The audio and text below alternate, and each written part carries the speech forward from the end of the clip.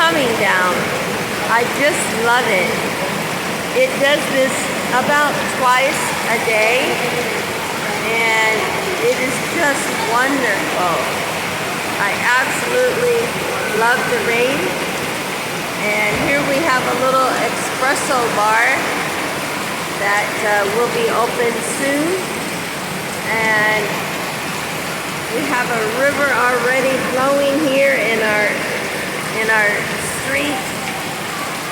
And when it stops raining, it goes away very quickly.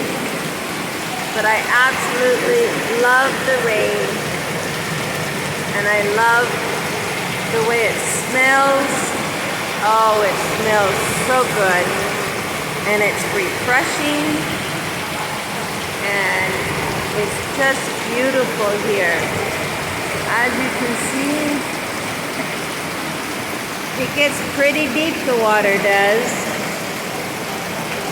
I know in the backyard it just floods it on the back porch. We get several inches all at once. It's just like if someone was opening up a bucket and pouring it out. I absolutely love it. So I hope you are enjoying your day. I am enjoying mine.